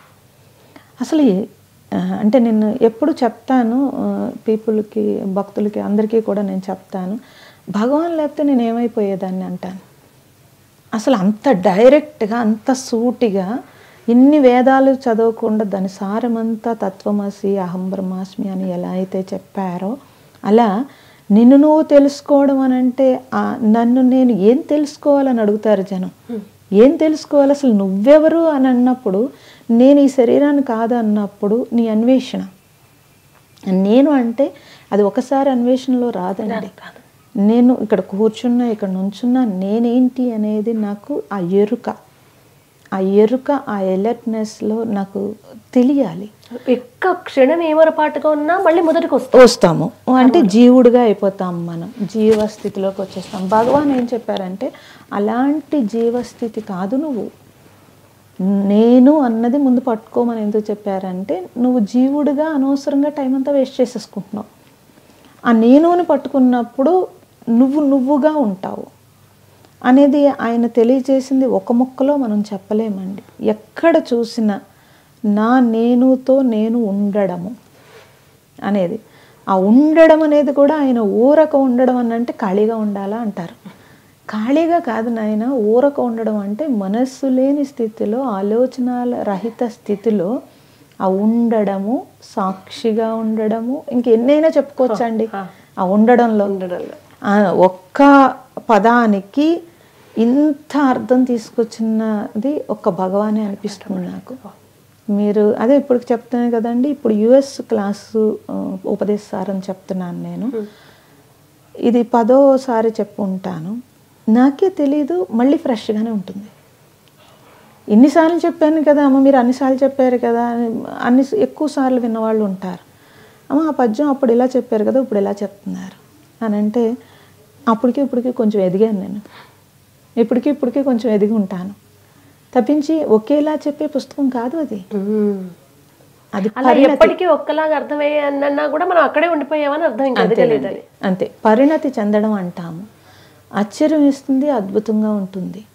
సో నాకు ఓంకారము నన్ను శుద్ధి చేస్తే, అది శుద్ధి అయితేనే కానీ నేను ఉపదేశారం పూర్తిగా అర్థం కాలేదనుకుంటున్నానండి. నాకు అప్పుడు భగవానే వచ్చి నాకు మళ్ళీ ఉపదేశం ఇచ్చినట్టు, మహానుభావుడు ఆయన సుబ్రహ్మణ్య పోటీ గారు, వారు మళ్ళీ సూక్ష్మత మళ్ళీ నాకు కనిపించలేదు. నాకు రమణులే నాకు అలాగా నన్ను తీసుకెళ్లారు అనేది నా అభిప్రాయం. నిజంగా కూడా రమణుల్ని సుబ్రహ్మణ్య స్వామి, కుమారస్వామి అంశగా చెప్తుంటారు. అదే పేరుతో ఒక గురువు గారు మీకు ఇచ్చారండి. భగవాన్ సంకల్పంగా అంది ఏమీ కాదమ్మా. మీరు ఎన్ని ఎపిసోడ్లు అడగండి భగవాన్ గురించి ఎంతైనా చెప్పగలుగుతాను. నేను అసలు ఇంకా రమణుడి గురించి ఒక ఛానల్లో వచ్చిందంటే నేను పొందిన ఆనందం అంతా ఇంత కాదు. ఇంకా అసలు ఎప్పుడెప్పుడు మిమ్మల్ని చూద్దాం అసలు ముందు. నిజంగా చాలా సందర్భాల్లో పరోక్షంగా చెప్పాను, కానీ రమణులు మనల్ని నడిపిస్తారంటే రమణులు దేహాతీత స్థితే, కానీ మా లాంటి పామరుల కోసం ఆయన దేహం ధరించి రావాల్సి వస్తుంది ఒక్కోసారి, లేదా ఆయన గైడెన్స్ ఇవ్వాల్సి వస్తుంది. రమణీయం కార్యక్రమం కూడా చాలా స్టార్ట్ చేసిన తర్వాత ఒక సందిగ్ధత, రమణ తత్వాన్ని భక్తి గురించి చెప్పేవాళ్ళు ఉన్నారు కానీ తత్వం చెప్పేవాళ్ళు లేరు. ఇది చాలా ఉన్నతమైన తత్వం, ఆధ్యాత్మికతలోనే అత్యంత ఉన్నత స్థితిని చెప్పడం. ఎవరు దొరకాలి, ఎవరు చెప్పాలి, అస్సలు గెస్ట్లు దొరకలేదమ్మా. అలానే ఎవరితో పడితే వాళ్ళతో చేయలేము. భగవాన్ ఇది నీ సంకల్పం, నేను ఎందుకు ప్రయత్నం చేస్తాను, నేను చెయ్యను. నువ్వు చేయించాలనుకుంటే చేయించుకో, లేదంటే చేయించకు. నాకు గంటలో నువ్వు ఏదో ఒక రూపంలో నాకు ఇవ్వు హింటు, నేను ప్రయత్నం ఆపేస్తాను. ఇంకా నేను చేయను, నాకు విసుగెత్తుతోంది, నాకేంటి అందరిని అడుక్కోవడం అని. ఆ తర్వాత నేను బయటికి వెళ్ళా, ఆటోల మీద మామూలుగా లవ్ కొటేషన్స్ ఉంటాయి. ఒక ఆటో డ్రైవర్ ఆటో మీద నేను ఇలా ముందుకి ఇలా సంకల్పం చేసుకుని వెళ్ళా, రమణుల కొటేషన్ నువ్వు చెయ్యి అని. ఇంకంతే, అది అయిన తర్వాత గంటకు ఫోన్ వచ్చింది, మేము రమణ మహర్షి గురించి మాట్లాడతామని. ఇంకా అది అయినా నేను ఇప్పటికమ్మా నేను ఇప్పుడు మీరు చూడండి, మీరు రావడం రవిశాస్త్రి గారు పంపడం, నేను అడగలేదు. ఆ సంకల్పం అంతా రమణులే ఇక్కడికి వచ్చే ప్రతి వ్యక్తిని రమణులే తీసుకొస్తారని బలంగా అనిపిస్తుంది. అందుకే నేను ఎప్పుడు గెస్ట్ గురించి అడిగి వారానికి ఒక ఎపిసోడ్ అని అనుకోను. ఆయన ఎప్పుడు పంపిస్తే అప్పుడే, ఆయన ఎవరిని పంపిస్తే వాళ్ళని. అది నాకు ఇవాళ కూడా నేను అన్న ఒక సందిగ్ధము, ఈ లౌకిక ప్రపంచంలో ఉండలేక, ఆధ్యాత్మిక సాధనలో పూర్తిగా వెళ్ళలేక, మనసు ఇక్కడ నిలవక, ఎప్పుడు అక్కడే ఉండి ఈ అన్ని ప్రశ్నలతో సతమతం అవుతుంటే మీ మాటల్లో చాలా సమాధానాలు దొరుకుతున్నాయి నాకు. అసలు అమ్మ, మీరు సాధనకు ముందు గురువు గారు వచ్చినప్పుడు ఆయన్ని మీరు ఒక చిన్నపిల్లలాగా ఒక ఆకతాయిగా తీసుకున్న విధానానికి, సాధన క్రమంలో ఆయన మీతో ఉన్న విధానానికి, సాధన పూర్తయిన తర్వాత వెనక్కి తిరిగి చూసుకుంటే మీలో వచ్చిన మార్పులు ఎలా గమనించుకున్నారు? ఇప్పుడు వెనక్కి తిరిగి చూసుకుంటే ఆశ్చర్యం వేస్తుందండి, నేనేనా అని. అంటే అప్పుడు ఇప్పుడు నేను చూసినప్పుడు నేనేనా అనిపిస్తుంది. చాలా ఆనందం అనిపిస్తుంది, ఇంతమంది నన్ను నడిపిస్తున్నారు అన్నది కూడా చాలా ఆనందం అనిపిస్తుంది. అయితే ఒకటి చెప్తాను నేను, ఆధ్యాత్మికత అంటే ఏమో అనుకుంటారు, ఏదో హడావుడు అనుకుంటారు. అసలు ఏమీ ఉండదండి. నువ్వుగా ఉండడమే నిజమైన స్పిరిచువల్. నేనుగా అంటే యథార్థముగా అన్నారు. యథార్థముగానంటే మనం పుట్టినప్పుడు మనకేమీ లేదు కదండి. మీరు వచ్చినప్పుడు చాలా ఇన్నోసెన్స్, ఏమీ తెలియదు మీకు, ఒక్కొక్కటి నేర్చుకుంటూ వచ్చారు. బ్యాక్కి వెళ్తే నేనేం తెలుసుకోకుండానే మరి ఈ ప్రపంచంలోకి వచ్చినప్పుడు నన్ను ఎవరు నడిపారు అంటే, అమ్మ పాలు పోసిందంటే అమ్మకి ప్రేరణ ఎక్కడి నుంచి వచ్చింది? ప్రేమ కదండి. సో ఈ ప్రకృతి ఎన్ని ఇచ్చింది, ఈ ప్రకృతి నుంచి ఎన్ని తీసుకున్నాము మనము. అందుకే ఈ ప్రపంచమంతా ఒక ప్రేమ మీదే నడుస్తోందండి. అంటే ప్రేమ అనగానే వేరే అనుకుంటారు, కాదు. ఈ పంచభూతాలు భగవాన్ చెప్పాడు, జగత ఈసది యుక్త సేవనం అష్టమూర్తి బృద్దేవ పూజనం అన్నాడండి. అష్టమూర్తి అంటే అష్టలక్ష్ములు మూర్తులు అని చెప్పలేదు అక్కడ, తత్వం అయితే కనుక అది నేను కరెక్టే అంటాను. అష్టలక్ష్ములు అంటే ధైర్యము, శౌర్యము, ఇదంతా ఒక రకమైన జీవుడికి కావలసిన అవసరాలు. కానీ భగవాన్ చెప్పింది ఎంత లోతు చెప్పారంటే అండి, అష్టమూర్తులు అంటే ఆయన భూమి, ఆకాశము, ఇవన్నీ పంచభూతాలు 5 ఏమండి, సూర్యుడు 6, చంద్రుడు 7, ఈ 7ంటిని గుర్తించేవాడు ఒకడున్నాడు. అదెవరు? నువ్వు. అది నేను అన్నప్పుడు నువ్వు ఉంటేనే ఈ 7ంటిని గుర్తించగలుగుతున్నావు కదండి. ఆ 7 ఉన్నాయి కానీ గుర్తించేవాడు ఎవరు? నువ్వు. అంటే మనల్ని ఆ నేను వెళ్ళి అష్టమూర్తుల్లో అంటే 7 కూర్చుంది. అప్పుడు 8వదైన నువ్వు ఉంటేనే అష్టాంగదళ పద్మం అన్నాడు ఆయన. ఆ అష్టాంగదళ పద్మంలో ఉన్న చైతన్యాన్ని గుర్తించాలంటే ఆ నేను అనేది పట్టుకోవాలి. ఆ నువ్వుగా ఉంటే యాజ్ ఇట్ ఈజ్గా గుర్తించగలుగుతాము ఆ చైతన్యాన్ని. ఎంత అద్భుతంగా ఆ పద్యం తత్వం చెప్పారండి. అలా ఏం తీసుకోండి, మీరు ఏం తీసుకున్నా అది మనకి రిలేషను ఎలా ఉంటుంది అని అంటే ప్రతి క్షణము మనకు గుర్తొచ్చేదిగా ఉంటుంది. అప్పుడు పంచభూతాలు చూసేటప్పుడు మనం అలా చూడం, అష్టమూర్తుల కిందే చూస్తాం కదా. ఇప్పుడు మరి మన పెద్దలు పూర్వీకులు చదువుకోపోయినా వాళ్ళు అలాగే చూశారండి. భూమాత అన్నారు, వరుణ దేవుడు అన్నారు, అగ్ని దేవుడు అన్నాడు, సూర్య భగవానుడు అన్నారు. ఇలా ప్రతీదీ వాళ్ళు అలాగే చూశారు. అలా చూశారు కాబట్టి వాళ్ళు ప్రశాంతంగా ఉండగలిగారు. మనం దాన్ని సెపరేట్ చూస్తే ఇప్పుడు నువ్వు సెపరేట్ అయిపోయావు, అక్కడి నుంచి నువ్వు మనశ్శాంతి కోసం వెతుక్కోవలసి వస్తుంది. సో నీలోనే ఇన్నుండగా నువ్వు బయట వెతుకుతున్నావు అని అంటే జీవుడు అయిపోయిందండి. ఇప్పుడు నేను అన్నప్పుడు నాలో వెతికితే కనుక నాలో ఉండే ఆ శక్తి, ఎంత శక్తి తెలిసిపోతుంది.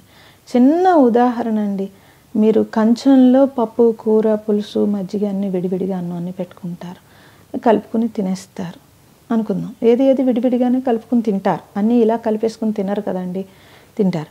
లోపలికి వెళ్ళిన తర్వాత మీకు ఒక అరగంటలో దాని నుంచి ఏ విటమిన్కి ఆ విటమిన్ సెపరేట్ అవుతోంది. అదే అది బ్లడ్ కింద మారుతోంది, ప్రాణశక్తి ఏమో ఆ బ్లడ్ని తీసుకువెళ్తోంది, దానికి సెపరేట్ అవుతోంది, ఏ పార్ట్కి ఏ విటమిన్ కావాలో అవుతోంది. ఇది నువ్వు చేయట్లేదు కదా, నువ్వు అన్నీ కలిపి తినేసావు. అంటే ఇంత చర్య ఎలా జరుగుతోంది లోపల, ఏ చైతన్యాన్ని ఆధారం చేసుకుని జరుగుతోంది ఇదని ఒక్కసారి మనం ఆలోచిస్తే మన లోపల నేను అన్నది ఎంత ఉంది అనేది తెలుస్తుందండి. ఈ మాత్రం కూడా మనం అర్థం చేసుకోకపోతే ఈ ఇచ్చిన జ్ఞానం వృధా.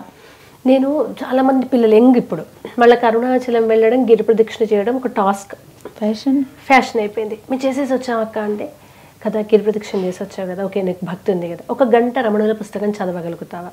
ఒక గంట రమణుల గురించి ఎవరైనా చెప్తుంటే ఇంకా వినాలి అనిపిస్తోందా? రమణుల గురించే మాట్లాడాలనిపిస్తుందా? అనిపించట్లేదు. అయితే నువ్వు గిరి ప్రదక్షిణ చేస్తావే, అంతే కదమ్మా. అంటే లెక్క కౌంట్ అవుతుంది. అది గిరి ప్రదక్షిణ చేయకుండా పర్లేదు, రమణ అనగానే ఒక ఉద్వేగం కలిగిందంటే గిరి మనలోకి వస్తుంది. అది ఈ పాపం ఈ పిల్లలకు అర్థం కాదు. సరేలే అట్లీస్ట్ ఏదో అంటారు కదా, సంథింగ్ ఈజ్ బెటర్, కనీసం వెళ్తున్నారులే, అదేదో అది కొంచెం సంస్కారాన్ని మార్చకపోతుందా, పూర్వజన్మ సంస్కారాన్ని, ఆ స్వామివారు ఏమైనా క్లీన్ చేయకపోతారా అని మళ్ళీ అక్కడికి వదులుకోవడం. అమ్మ విరూపాక్ష గుహ, స్కందాశ్రమం, అది అరుణాచలం అంతా ఒకటైతే ఆ రెండు స్థలాలు ఇప్పుడు తలుచుకుంటే కళ్ళకు నీళ్ళు వస్తాయి. అదేదో ఒక దివ్య అనుభూతి. వాటి గురించి మీ అనుభవాల్లో? నాకు స్కందాశ్రమంలో చెట్టు ఉంటుందండి పెద్దది, అసలు ఆ వృక్షమే నాకు కల్పవృక్షం కింద అనిపిస్తుంది.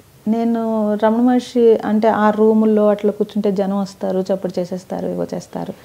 నాకేమో ఎప్పుడు నాకు అంత అనుభూతి నాకు అక్కడ కలగలేదు. నేను ఎందుకో అప్పుడు అలా డిస్టర్బ్ అయినప్పుడు ఒకసారి ఆ చెట్టు దగ్గరికి వెళ్ళి అక్కడ కూర్చున్నప్పుడు అక్కడి నుంచే నాకు ఒక ఎనర్జీ వచ్చినట్టు అది అనిపించింది. ఇప్పటికీ ఆ అనుభూతి అలాగే ఉంది నాకు. విరూపాక్ష గుహలో అయితే మాత్రం ఇంక అసలు బయటికి రాలేమండి. ఒకసారి అయితే మార్నింగ్ వెళ్ళాను, నైట్ అయిపోతుంటే అక్కడ ఉన్న స్వామి స్టిక్ పెట్టి కొట్టారు లేవమని. అంటే ఇంకా నేను ఎక్కడున్నాను నాకు తెలియలేదు. అప్పుడు బయటకు వచ్చి చూసుకుని భయం వేసింది. ఆయన రామకృష్ణ మఠం స్వామియే కొన్నాళ్ళు అరుణాచలంలో ఉందామని వచ్చారంట. 3 సంవత్సరాలు ఎంతో విరూపాక్ష. నేను తరచుగా వెళ్ళేదాన్ని కదండి, కొంచెం ఉండేది తెలుసు. అంటే నేను పెద్ద మాట్లాడేదాన్ని కాదు. నా రూల్ ఎలా ఉండేదంటే ట్రైన్ ఎక్కినప్పుడు నోరు మూస్తే మళ్ళీ ట్రైన్ దిగాక మళ్ళీ జాబుకో లేకపోతే ఇంట్లోనో పరిస్థితులకో పరిగెట్టాలి కదా. సో ఎవరి మాట నేనేం మోగనుకునేవారు, ఎవరికి పెద్దగా నాకు నేనేంటనేది తెలియదండి అస్సలు. అలా ఉండేది. అందుకని వారు అప్పుడు స్టిక్ పెట్టి కొట్టేది బయట వచ్చి చూసేటప్పటికి చీకటిగా అనిపించింది. ఆయన కూడా వెళ్ళిపోవాలన్నమాట, నా కోసం వెయిట్ చేస్తున్నారు. అప్పుడు నైట్ ఎవరు అక్కడ ఉండేవారు కాదండి, అసలు పగలు ఉండేవారు, నైట్ వచ్చేసేవారు, ఎవరు ఉండేవారు కాదండి. ఆయన వెళ్ళిపోవాలన్నమాట. వెళ్ళిపోయి మరి కింద మళ్ళీ ఆయన ఫుడ్, ఆయన రూమ్ అన్ని ఏర్పాటు ఉండేవి, మళ్ళీ ప్రొద్దుటే వెళ్ళేవారు. ఆయన ఇంకా చూసి చూసి చిరాకేసి స్టిక్ పెట్టి కొట్టారు. కొడితే లెగ్సాను, చూశాను, అలాగ చూసి అప్పుడు బయటకు వచ్చి చీకటిగా ఉంది.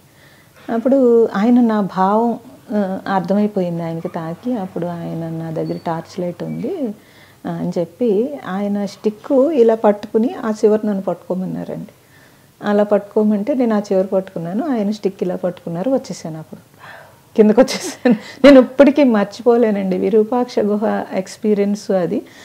దాని తర్వాత కూర్చున్నప్పుడు ధ్యానాల్లో ఏవో వస్తాయి అవన్నీ నేను ఎప్పుడో మర్చిపోయాను, అసలు నాకు గుర్తులేదు. ఈ సంఘటనలు ఉండిపోయినాయి. ఈ కల్పవృక్షం అనిపిస్తుంది స్కందాశ్రమంలో ఆ చెట్టు నాకు, అంతే. ఈ రెండు. కానీ అది నిజమైన భక్తి, అది తపన కదమ్మా. అప్పుడు ఏ వసతులు లేనప్పుడు, ఇప్పుడు అన్ని తార్ రోడ్లు వేసినా కూడా సరే వసతులు కల్పించడం ప్రభుత్వం బాధ్యత, అది పక్కన పెడితే వెళ్ళిన వాళ్ళం ఏముంది ఏమి లేదనే స్పృహను కూడా కోల్పోయి తిరగగలిగే స్థితికి వెళ్ళాలి. కానీ ఇప్పుడు దురదృష్టం ఏంటంటే 500 రూపాయల కోసం మర్డర్లు చేయడాలు, గిరి ప్రదక్షిణకు వచ్చిన భక్తుల్ని. మొన్న ఒక న్యూస్, పాపం తెలుగు భక్తుడు ప్రదక్షిణ చేస్తుంటే 500 కోసం చంపేశారు. అంటే సెక్యూరిటీ ఇష్యూస్ ఎక్కువగా వెళ్ళిన చోట క్రైమ్ స్టార్ట్ అవుతుంది. అంటే ఇవన్నీ కూడా సరే, అగ్నిలో వేస్తే ఏదైనా దగ్ధమైనట్టు అక్కడ పవిత్రత ముందు అన్నీ పోతాయి. కానీ కొంచెం ఏదో మనకి అయ్యో అరుణాచలం ఇలా అవుతోంది ఏంటి, గిరి ప్రదక్షిణ చుట్టూ ఇన్ని క్రైమ్స్ ఏంటి అనే ఒక బాధ అయితే కలుగుతుందమ్మా. తెలుగు వాళ్ళు కూడా భయాలు స్టార్ట్ అయ్యే వాళ్ళకి, ఇలా క్రైమ్ జరుగుతుంది. నాకు అవన్నీ తెలియదు కానండి. మొన్న వెళ్ళినప్పుడు నేను చాలా ఇయర్స్ తర్వాత వెళ్ళాను మొన్న. అది కూడా ఏదో జర్మనీ వెళ్ళడానికి వీసాకి బెంగళూరు వెళ్ళాలి. సో ముందు ఒకసారి వెళ్ళాలి అని వెళ్ళాను. కానీ నాకు ఏమనిపించిందంటే ఆ పాజిటివ్ కనిపించలేదు నాకు. నేను రూమ్లోనే ఉండిపోయాను. చాలా బాధ వేసింది నాకు. అంటే ఈ న్యూస్లు అవి చూడడం కాబట్టి నాకేం తెలియదు. ఇప్పుడు మీరు చెప్తుంటే అనిపిస్తుంది. అయితే నాకు అనిపించింది కరెక్ట్. నేనే అలా ఫీల్ అవుతున్నానా, అప్పుడు నేను ఉన్నప్పుడు స్థితే ఇప్పుడు కావాలని కోరుకుంటాం తప్పు కదా, అందరూ చూస్తున్నారు అని నేను కొంచెం మదన పడ్డాను. కానీ క్రైమ్ రేట్ వస్తేనే ఈ సబ్కేషన్ వస్తుందండి. ఆ ప్లేస్ నెగిటివ్ ఉంటేనే, అంటే ఆ నెగిటివ్ క్రియేట్ చేస్తారు పీపుల్. అలాంటి వాళ్ళు ఉన్నారనుకోండి, పవిత్రమైన ప్లేస్ని కూడా అపవిత్రం చేస్తేనే అది వస్తుంది. నేను పారిపోయానండి. ఇంకా ఉండాల్సిన దాన్ని ఇంకా వద్దు నాకు ఇక్కడ అని చెప్పి పారిపోయిన పరిస్థితి వచ్చింది. బాధ అనిపిస్తుందమ్మా. అయితే అందరూ సాధకులు కాకుండా పర్వాలేదు, కానీ అట్లీస్ట్ ఆ స్థలానికి వెళ్ళినప్పుడు అక్కడ పవిత్రతకి మౌనం, కనీసం బేసిక్ రూల్ అన్నట్టుగా ఆయన అదే కదండి చెప్పారు. అట్లీస్ట్ అది పాటిస్తే చాలా అంటాను నేను. మౌనం పాటించి తిరిగినా బాగుండమ్మా. గిరి ప్రదక్షిణ సెల్ఫీలు తీసుకోవడాలు, గిరి ప్రదక్షిణ మధ్యలో రీల్స్, అంటే వాళ్ళు సరిగ్గా ఉండరు, మనం చేస్తున్న వాళ్ళము అడ్డుపడుతూ ఇక్కడ ఎటు నడవాలో అర్థం కాకుండా రీల్స్ చేస్తుంటే భగవాన్ ఇంకంతకు మించి అనిపించడానికి ఏముండదు. అండ్ అమ్మా, మీరు ఈ సాధన క్రమంలో ఆశ్రమ దీక్ష తీసుకున్న తర్వాత ఇప్పుడు మీరు సాధనలో ఎలాగో సన్యాసి స్థాయిలోనే ఉన్నారు, భౌతిక సన్యాసం ఎందుకు తీసుకోవాలనుకున్నాను? ఈ క్వశ్చన్ అందరూ అడుగుతున్నారు. సన్యాసము మనం తీసుకోమండి, అది వరించటము. ఇప్పుడు మరి సన్యాసం ఇస్తానంటే పారిపోయాను కదా, అప్పుడు నాకు ఇంట్రెస్ట్ లేనట్టే కదా. కానీ అది తరుముకొచ్చింది, మనం ఏం చేయలేమండి. సో నేను అంటే నాకు అవసరం లేదనిపించింది. గృహస్థుగా నేను బాగానే ఉన్నాను, గృహస్థుగా ఉంటూనే నేను సాధన చేసుకున్నాను. సో నాకు అసంతృప్తి ఏమీ లేదు, నాకు ఫుల్ సాటిస్ఫాక్షనే నాకు. అంటే నా సాధనలో నేను ముందుకు వెళ్ళటానికి సాటిస్ఫాక్షనే. ఫ్యామిలీగా ఏవో ఇష్యూలు ఉన్నా కానీ అవి పెద్ద నాకేం పెద్ద, ఇందులోకి వచ్చిన తర్వాత అవి పెద్ద నథింగ్ అండి. ఎందుకంటే మనం డౌన్ అయిపోతాం. డౌన్ మీన్స్ ఇంకా అవసరం లేదు అనిపించేస్తుంది. అహంకారం ఏమి ఉండదు కాబట్టి అప్పుడు అవతల వాళ్ళు కూడా మనల్ని ఏమి పెద్దగా ఇది చేసేది ఉండదు. కాబట్టి చాలా కూల్గానే వెళ్తోంది. లోపల అంటే చాలామంది నన్ను సన్యాసము తీసుకోవాలని చెప్పి రిషికేశ్లో కూడా నేను భగవాన్ రమణ మహర్షి దగ్గరికి, అంటే అరుణాచలం తగ్గించేసాక ఎక్కువగా రిషికేశ్ హిమాలయాలు వెళ్ళడం అనేది కొంచెం పెరిగింది. అటు సైడ్ ఎక్కువ జర్నీ చేశాను నేను. నాన్నగారు వాళ్ళు యోగ విద్యలు కాబట్టి నాకు యోగ విద్యలు కూడా ఉన్నవి. యోగులతోటి కొంత కనెక్షన్ ఉంది. డీప్ ఫారెస్ట్కి వెళ్ళడము అవన్నీ కూడా నాకు జరిగినవండి. ఆ టైంలో చాలామంది యోగులు మహాత్ములు నువ్వు సన్యాసివే కాబట్టి సన్యాసం తీసుకుంటే బాగుంటుంది అని చాలా సజెషన్ చేశారు. 2010 నుంచి ఒక ఆయన వెంటబడుతూ ఉండేవారు, నువ్వు సన్యాసం తీసుకోవాలి అని చెప్పి. నేను చెప్పాను, లోపల సన్యాసించకుండా బయట బట్టలు వేసుకోకూడదు అని. నేను అలాగా అప్పుడు నాకు ఒకసారి అనిపించింది, లోపల మనం సన్యాసించాలి అని అంటే ముందు మనమే నియమం పెట్టుకోవాలి అని. అక్కడి నుంచి నేనే నియమం పెట్టుకున్నాను. మనీతో కొంచెం కట్ చేసుకోవడము, బయట అవసరాలు తగ్గించేసుకోవడము, ఒక సాధువు ఎలా జీవిస్తాడో అలాగ జీవించడానికి కొత్తలో కష్టపడ్డాను, చాలా కష్టపడ్డమాట వాస్తవము. మధ్య మధ్యలో కూడా చాలామంది నాకు సన్యాసం అన్నప్పుడు ఇంకా నాకేముందో నాకు తెలుస్తుంది కాబట్టి ఎమోషనల్స్, ఎఫెక్షన్, బంధము ఏవో కొన్ని అన్ని ఒక్కొక్కటి దాని మీద టార్గెట్ పెట్టడానికి ఒక 14 సంవత్సరాలు పట్టి ఉంటుందండి, 13-14 సంవత్సరాలు. మా గురువుగారు తత్విదానందుల వారు ఎవరైతే ఉపదేశాలు మొదలు పెట్టించారో వారు నన్నేమి ఎప్పుడు అడగలేదు, కానీ ఫ్యామిలీ నుంచి ఆయన అడుగుతూ వచ్చారండి. నాకు తెలియదు అది. సో ఫ్యామిలీలో కూడా యాక్సెప్ట్ చేశారు వాళ్ళు. అయితే నా స్థితిని బట్టి యాక్సెప్ట్ చేశారో లేకపోతే భగవంతుడే నాకు విడుదల ఇచ్చాడో నాకు తెలియదు. మా గురువుగారు సన్యాసం అన్నప్పుడు నేను చెప్పాను, తప్పించుకోవడానికి చెప్పానండి, ఇంట్లో ఒప్పుకోవాలి కదండి, నాకేమీ అది కుదరదు అనేది చెప్తే ఇంట్లో వాళ్ళు ఒప్పేసుకున్నారన్నారు. నాకు చాలా బాధ వేసేసింది, నన్ను అడగకుండా వీళ్ళందరూ నిర్ణయాలు తీసేసుకొని నాకు సన్యాసం ఇవ్వడం ఏంటి అని లేసి వచ్చేసానండి. కానీ తర్వాత నేను అంటే ఆశ్రమం కట్టాలని నేను ఎప్పుడూ అనుకోలేదండి. నేను ఓంకారంతో చాలామంది డిప్రెషన్ ఆడపిల్లలకి ఓంకారం మెడిటేషన్ చేసిన ప్రయోగాలు అవి చేస్తే వాళ్ళకి తగ్గడము, ఎంతోమంది సూసైడ్ కేసులను తీసుకొచ్చి నా దగ్గర ఉంచుకుని మెడిటేషన్ చేయించడము, చాలామంది ఆడపిల్లలు ఉండడము. ఆడపిల్లలు నేను ఇలాగ ఆశ్రమాలు లేకపోతే రిషికేశు లేకపోతే ఎక్కడికన్నా వెళ్ళినప్పుడు నాకు ఎదురుపడ్డ అంటే సేఫ్ లేక ఎదురుపడ్డవి సంఘటనలు ఇవన్నీ కలిసి నాకు వీళ్ళందరికీ ఒక సెక్యూరిటీగా ఏదో ఏర్పాటు చేయాలి. అది కూడా నాన్నగారు నాకు 50 ఏళ్ళు వచ్చిన తర్వాత కొంత ఆస్తి ఇచ్చారు, అది దానితోటి ఒక స్థలం కొన్నాను సెక్యూరిటీ చేద్దామని. సో ఆ స్థలంలో నేను ఏదో కట్టాలనుకుంటుంటే మా గురువుగారు సన్యాసం ఇవ్వడం జరిగింది. నాకు వద్దన్న సన్యాసం తీసుకున్న తర్వాత దీని ఇంపార్టెన్స్ ఏంటి అనేది తెలిసింది. ఇది రక్షణ, చాలా రక్షణ ఒకటి. తర్వాత దీని నుంచి మనం సాధన ఇంకొంచెము డెప్త్కి వెళ్ళడానికి ఒక అవకాశం అని నాకు ఇప్పుడు తెలుస్తోంది, అప్పుడు తెలియలేదు.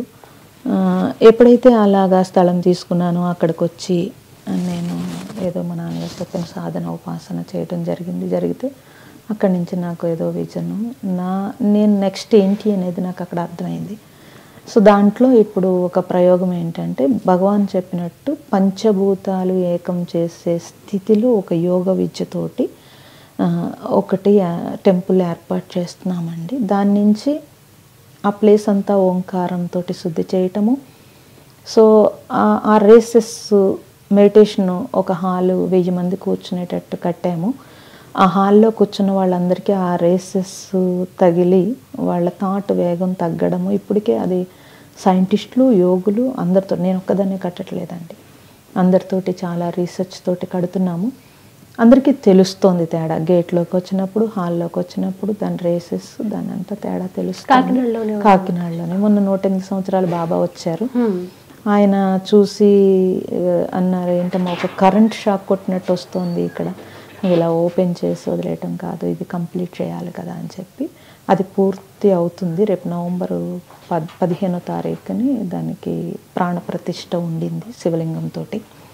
సో దాని మీద రీసెర్చ్ జరుగుతుంది మొత్తం అంతా. అమ్మ, దేశ విదేశాల్లో మీరు వెళ్తున్నారు, అక్కడి వాళ్ళకు సాధన పట్ల ఎటువంటి ఇష్టం ఉంది, ఎటువంటి ప్రయత్నాలు చేస్తున్నారు, మీరు ఏం చెప్తున్నారు వాళ్ళకి? చాలా బాగుంది. అంటే ఓంకారం మీద రీసెర్చ్ చేస్తున్నారంటే నా దగ్గర స్టూడెంట్స్ చాలామంది, నేను ఓంకారం మీద రీసెర్చ్ కాబట్టి వాళ్ళు నెక్స్ట్ చేస్తున్నారు. వాళ్ళ కోసమే కొంత వెళ్తాను. ఆన్లైన్లో క్లాసెస్ ఉంటాయి, ఆఫ్లైన్ నాకు డైరెక్ట్గా వస్తారు. ఆశ్రమంలో నేను చేసిన రీసెర్చ్ ఏదైతే ఉందో అదంతా కూడా వాళ్ళు అనుభవించడానికి కూడా రీసెర్చ్కి వస్తారు. కాబట్టి దేశ విదేశాల్లో అంటే నేను ఒకటే చెప్తానండి, మనిషి ఎంత అడ్వాన్స్గా వెళ్ళినా మళ్ళీ తన దగ్గరికి తాను రావాల్సిందే. ఇదే భగవాన్ చెప్పాడు, నిన్ను నువ్వు తెలుసుకో. ఆయన ముందే చెప్పాడు, పాపం మనం వెళ్ళలేదు కానీ మనం పరిస్థితులు తారుమారయ్యి లేకపోతే ప్రారంధం అనో లేకపోతే ఇంట్లో పిల్లలు ఇబ్బందులు ఏవో వచ్చినప్పుడు బ్యాక్ వస్తారు.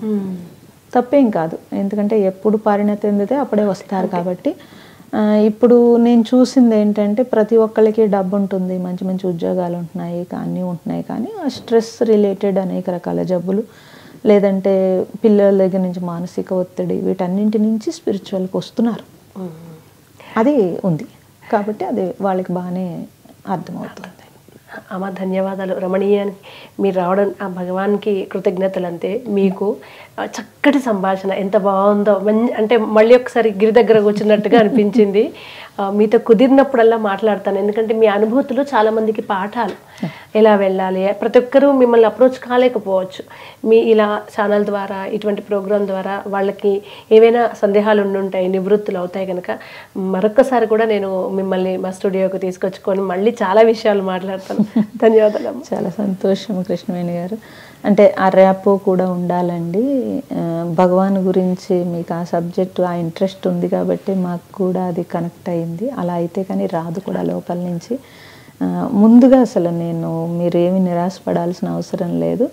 భగవాన్ అంటే చాలామందికి ఇష్టం ఉందండి, కానీ వాళ్ళకి ఏంటంటే అందాలి, ఇది ఇన్ఫర్మేషన్ అందితే కనుక తప్పనిసరిగా మీరు భగవాన్ గురించి రమణీయం అని ఆ పేరు పెట్టడం కూడా అది దాంట్లో నుంచే వచ్చింది. కాబట్టి తప్పకుండా ఈ ప్రోగ్రాం ద్వారా ఎంతో మందికి మీరు భగవాన్ని తెలియజేయగలుగుతారు, తత్వాన్ని తెలియజేయగలుగుతారు. సంతోషం. ప్రేక్షకులందరికీ నమస్తే.